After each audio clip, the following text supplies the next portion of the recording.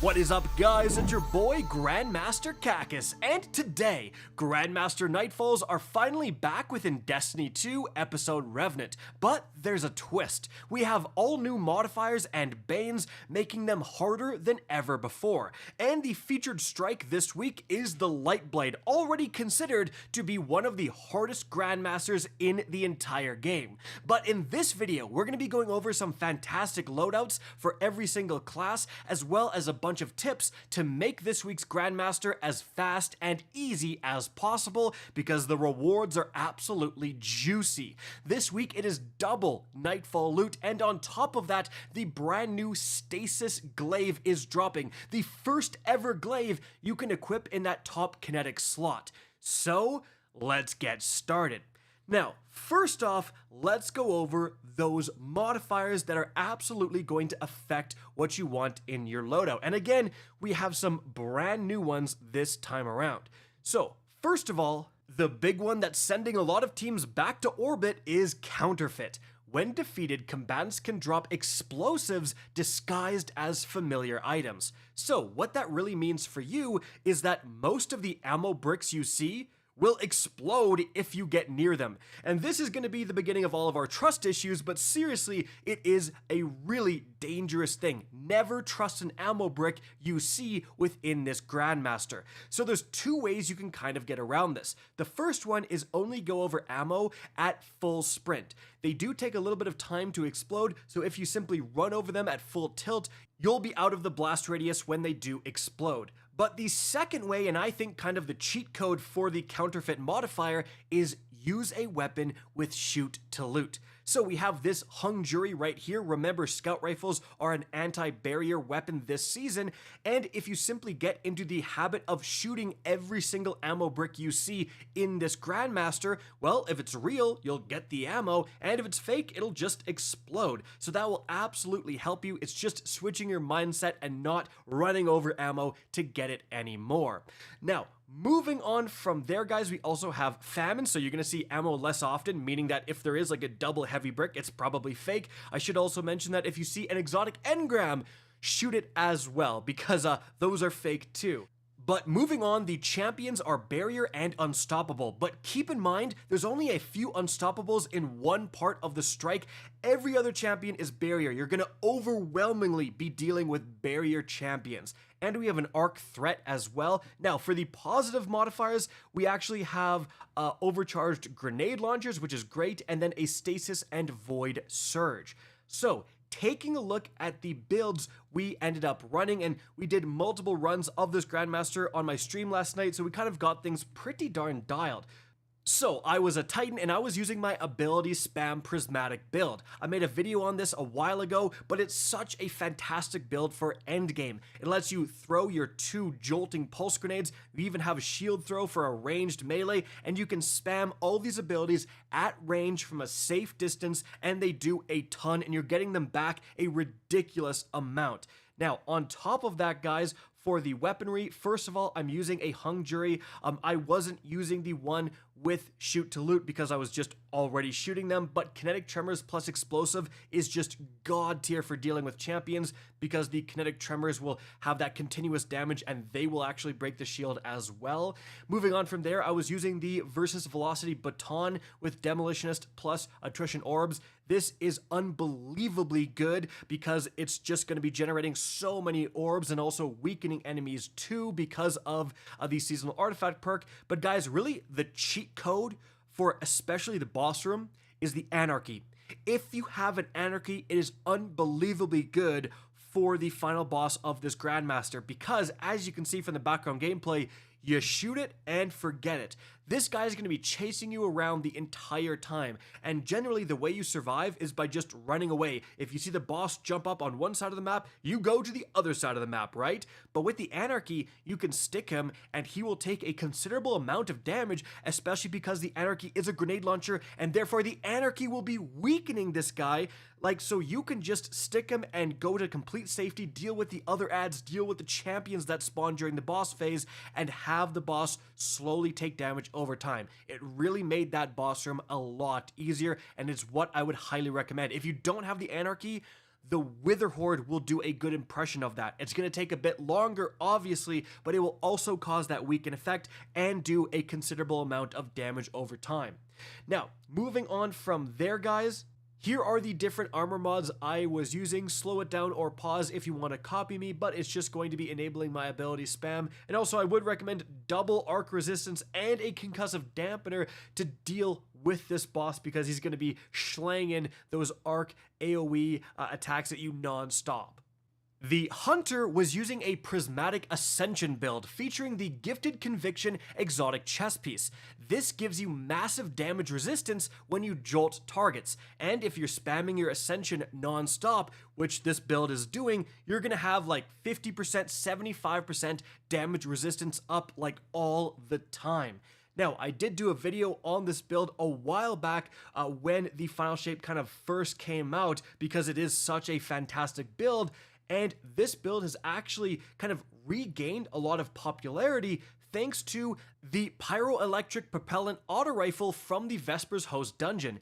This can get the role of Strategist for more ability energy, aka more Ascensions, plus jolting feedback, which is way better than Volt Shot on something like an auto rifle. So you just need an arc weapon that can jolt. So again, anything with Volt Shot is incredible, but if you do have anything remotely like this role, it is perfect for this build. Then we just have a good blinding grenade launcher, and we have another Anarchy user. And as for the Hunter's armor mods, here they are, just going to be, again, enabling those Ascension spams, enabling arc weapons, and so on. Keep in mind, for this build, you want to be running Trace Evidence and Retinal Burn to improve your arc weapon output. Then after that, guys, for the Warlock, they were prismatic as well, and they're running the Rime Coat Raiment. Now, this is the brand new exotic chest piece for this season, and it's going to massively improve your Bleak Watcher, turning your Bleak Watcher just into Insano style. I mean, like, it is going to have an insane range, it's going to freeze everything, and also it spawns a bunch of stasis crystals when you throw it, so you can use it almost like a glacier grenade, throw it into a crowd of enemies, and just freeze everyone nearby. So this is incredible ad control. Because we're prismatic, you can use the Solar Super that gives you insane damage resistance, just a very good overall build. For the weapons, if you don't want to use a scout rifle, well, then the Wish Ender has built-in anti-barrier, which is obviously fantastic. And then the Indebted Kindness is just a great overall weapon. And then we have a Chill Inhibitor featured here just as a good heavy grenade launcher. And, you know, we already have 2 Anarchy users, so this can do a little bit of chunk damage if you actually need it. And now let's quickly go over those armor perks.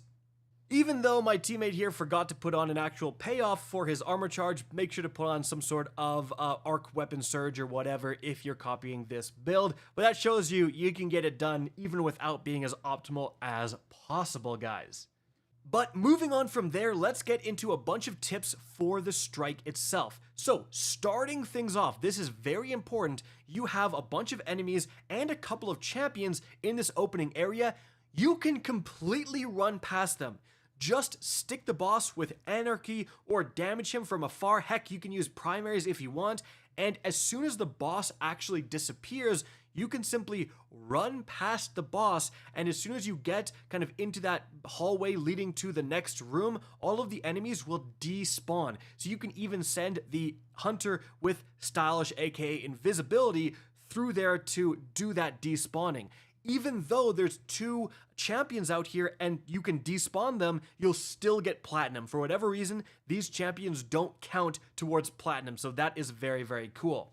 After that, guys, this room here is an absolute doozy. You're gonna have 3 Titan Lightbearer Hive, so they're going to activate their super and throw those instant kill shields at you. The best way to deal with them is, again, stick them, damage them from afar, and get the heck out of there. If they activate their super, it's honestly not a bad idea to simply run back down the hallway and avoid them until they deactivate their super and then can't throw those shields at you.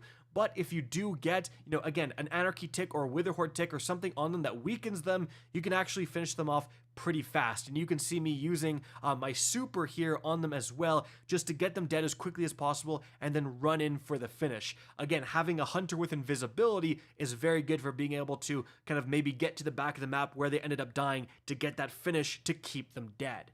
And guys, seriously, it is absolutely worth using heavy ammo and supers on these guys. A lot of people get into the mindset of, oh, I've got to save all of my heavy ammo for the boss fight. Well, that doesn't matter if you never make it to the boss, right? So just use everything you can to get rid of these 3 guys. They're going to be your biggest issue until the actual boss fight.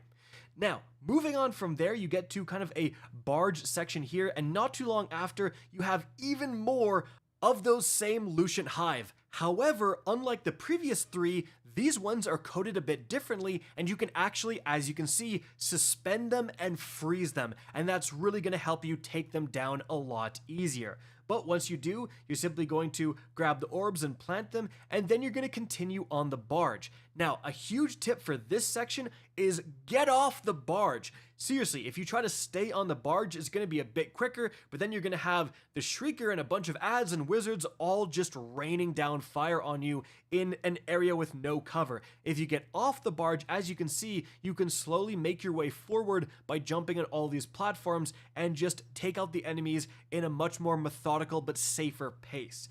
Now, eventually, guys, you're going to get to the end here, and there's going to be a portal you can just head through. You have a bunch of thralls jumping on this barge. One grenade can pretty much deal with all of them. It's really not that big of a deal. And if you do actually have a velocity baton, it's incredible for this as well.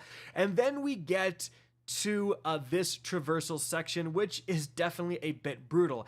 As you can see, we just did it the normal way, which is go through here with Weight of Darkness. Because I was using my ability spam build with a velocity baton, I'm very good at killing most or all of these Screebs right off spawn. So I see them spawn, I toss a pulse grenade in that spawn, they're pretty much all gonna die with the jolt and all of that stuff. So you can deal with that pretty easily, but the cheese for this is simply have an invisible hunter and send them all the way through the right side, like stick to the right wall, and you can completely get around all of this.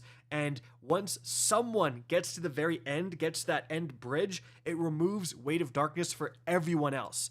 So even if someone dies, a kind of tip is ignore them. Like, don't go back yet. Make it all the way to the very end, get to that bridge, and then once Weight of Darkness is removed, you can go back at full speed and you can jump and all of that stuff. So that's definitely the big tip for getting through this section here. Just gun it to the end. Only one person needs to make it to the bridge before Weight of Darkness is removed for everyone.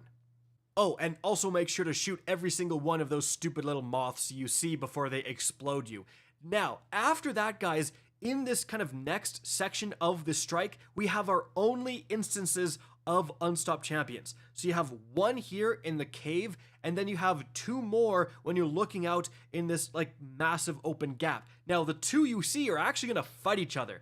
So you can kind of just let them duke it out. One will eventually actually kill the other, which is kind of funny, but seriously, just stay up here, rain down fire from up above, and you're pretty much completely safe. Every once in a while, Screebs will actually jump up here, but for whatever reason, they then just kind of jump back down, so you can usually just back off of where you see them jump up and you're completely safe.